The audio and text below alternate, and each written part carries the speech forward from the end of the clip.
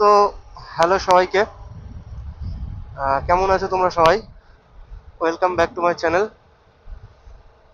তো তোমাদের সবাইকে থ্যাংক ইউ সো মাচ আগের ভিডিওটায় অতটা ভালোবাসা দেওয়ার জন্য। বাপরে, আর সামনে কি ধুলো! মানে আমার চ্যানেলে আগের ভিডিওটা এখনো পর্যন্ত হায়েস্ট ভিউ গেছে এরকম ভিডিও। যদি ওই ভিউটা অনেকের কাছে হয়তো কিছুই নয়, মানে জাস্ট কয়েক মিনিটে হয়তো ওই ভিউটা চলে আসে, বাট আমার কাছে এখন অনেক কিছু ওটা। তো তার জন্য থ্যাংক ইউ তোমাদের সবাইকে, এইভাবেই সাপোর্ট করতে থাকো। তো দেখতে পাচ্ছ আজকে একদম একটা নতুন ককপিটের সাথে তোমাদের সাথে দেখা হলো মোটো ব্লগিং এ।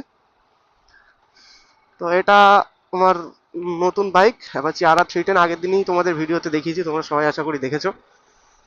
তো এটা আমি প্রিয়ন নিয়েছি, যেমনটা বললাম, 2022 মডেল।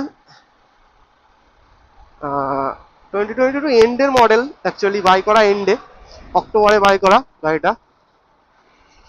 তো গাড়িটা আমি যখন নিয়েছিলাম গাড়িটা চলা ছিল 2500 কিলোমিটার, যেটা আমার সবচেয়ে বড় কারণ গাড়িটা নেয়ার।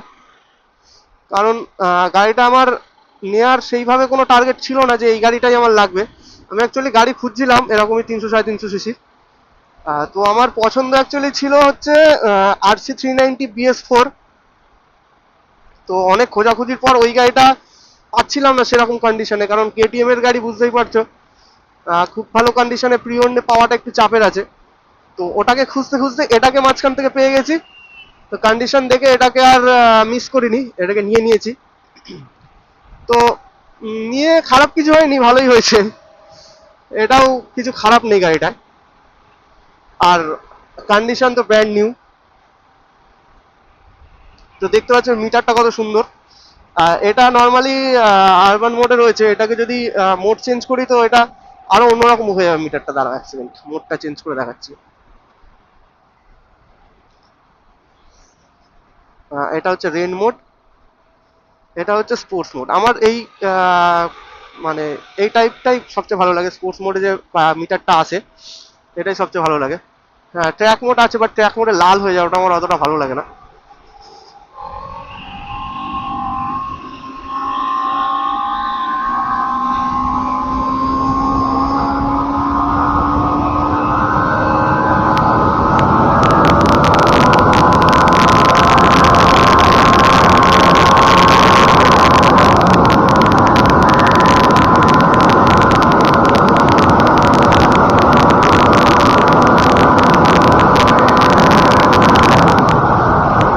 তো তোমরা দেখলে হালকা পাতলা অ্যাক্সেলারেশনটা, মানছি নট লাইক KTM, বাট খারাপ না।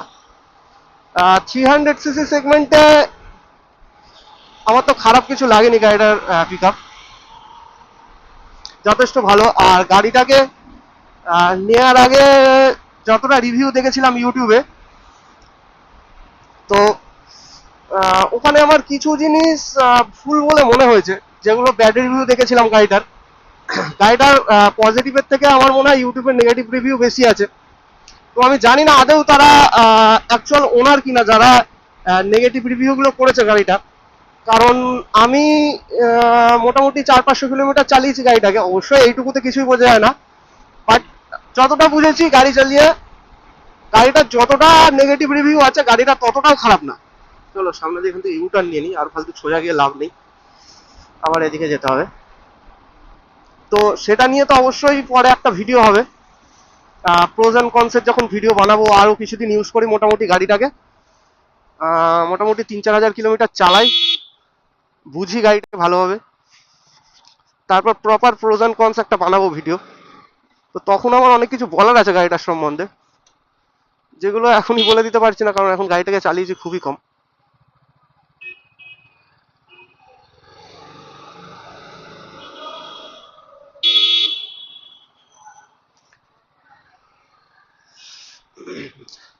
তো হট করে যেটা হয় ভালোই হয়। অ্যাকচুয়ালি এনএসটাকে আমি R15টাকে সেল করে এনএসটাকে নিয়েছিলাম, হ্যাঁ রাখবো ভেবেই নিয়েছিলাম, বাট কিছুদিন চালানোর পর আর ইচ্ছা করছিল না এনএসটা। অ্যাকচুয়ালি চেঞ্জ করার প্ল্যান নিয়েছিলাম মার্চ এপ্রিল মে মাসের দিকে, তো এটা হঠাৎ পেয়ে গেলাম এই কন্ডিশনে, তো নিয়ে নিলাম।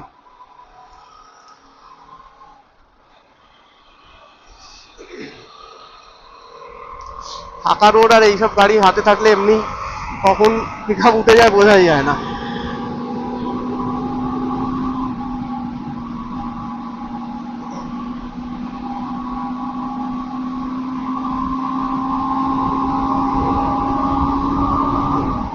রাস্তা দেখেছে এখন আমাদের কল্যাণী এক্সপ্রেস হয়ে, মানে রাইড করার জন্য অন্য কোথাও যেতে হবে না, আমাদের এখানেই কাফি।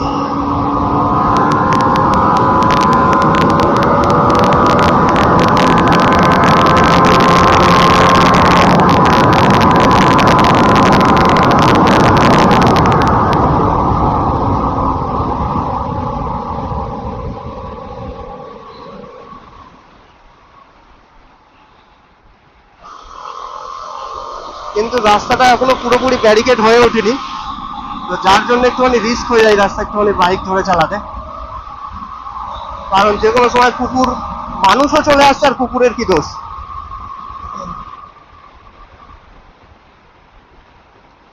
দু চার দিন আগেই একজন পার হতে গিয়ে ঘটে গেছে একটা ঘটনা।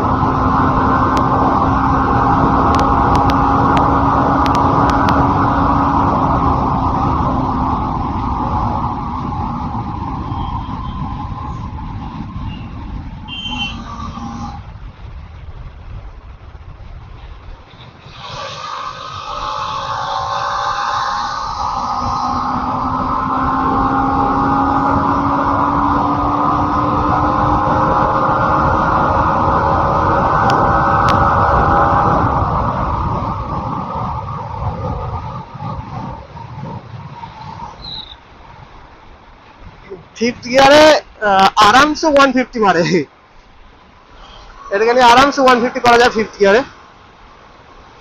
তো এখনো এটার আমি সেইভাবে টপ স্পিড চেক করিনি, তো ওটা চেক করলে ওটারও ভিডিও নিশ্চয়ই বানাবো।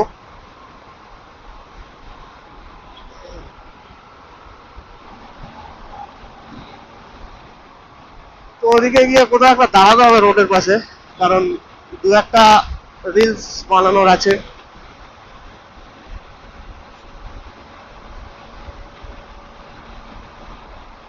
আজকে আর কাউকে পাইনি, যার জন্য একা একাই ঘুরতে হচ্ছে। এবার একটু টেনে দেখি, এই লেনটা ভালোই আছে।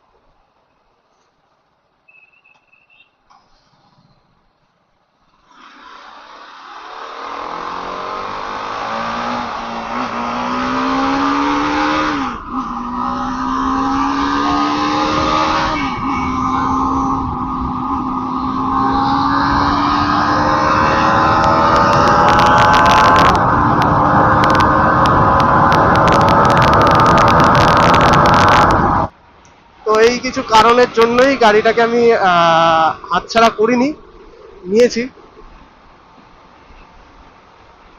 তো এখনো পর্যন্ত তো আমার চালিয়ে আমি ফুললি স্যাটিসফাইড এই গাড়িটাকে চালিয়ে।